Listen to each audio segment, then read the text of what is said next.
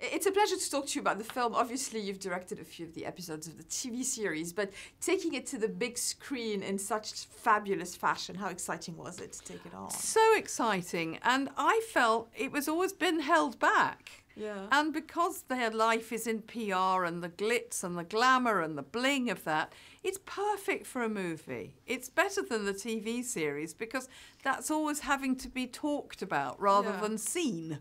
No, and now we can see it. I was talking to the girls and asking them how much of this is for the fun. You know, obviously it's work as well, but I mean, so much of it is just to watch them act and be the foolish characters that they are.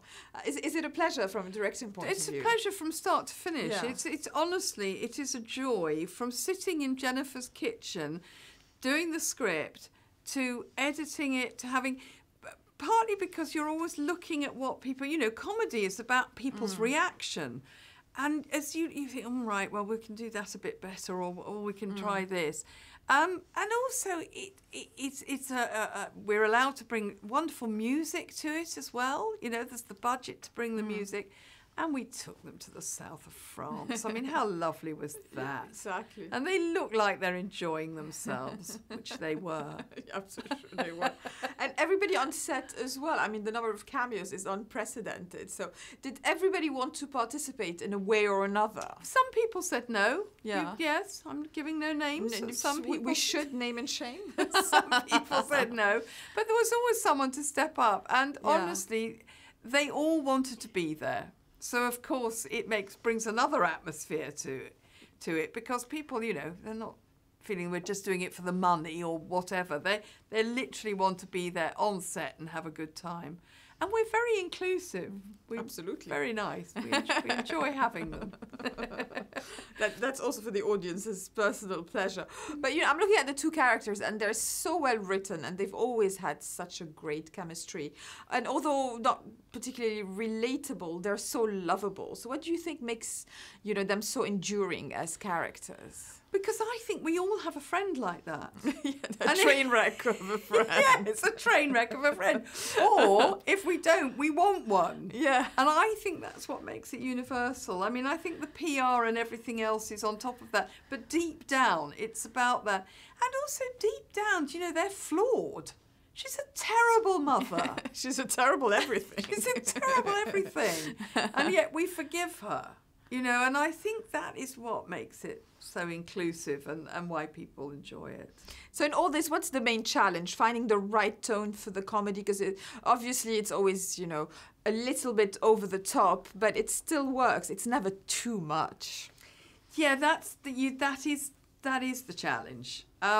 You're absolutely right, but somehow it manages to find its own level. I mean, they are a pair of pantomime dames, and it is a cartoon. But what's clever is Jennifer has written within that the truth of a dysfunctional family. And somehow the combination, I think, is what makes it rather unique.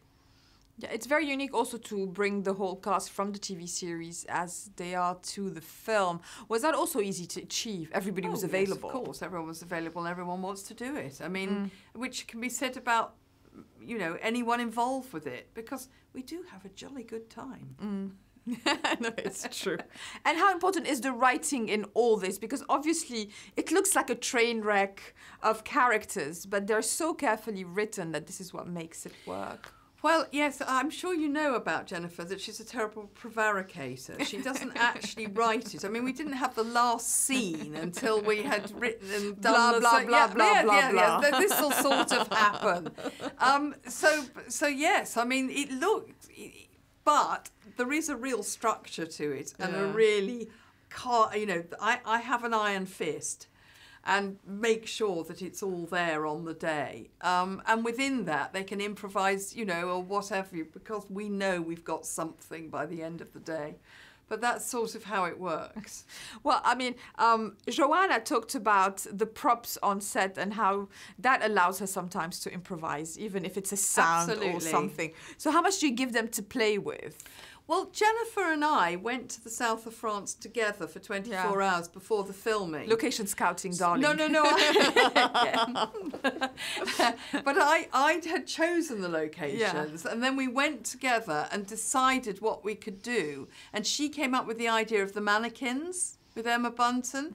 So that makes it easy, because then props know that they need to have mannequins there. It's about pre-planning. As I say, we're women. Yeah, exactly. We have it planned. We multitask. Yes, we do. And what would you say was the most outrageous day on set? Something you'll never forget? I will never forget the 60 drag artists in the club. I thought I was having an out-of-body experience. They were absolutely extraordinary. And we started filming at 8, and some of them had been up since 4, getting made up. And my gosh, they were extraordinary. Yeah, no, absolutely. Does that club exist? Because It I live does. near Vauxhall, so I was just wondering if I should check it out. Yes, it is, the Vauxhall Tavern.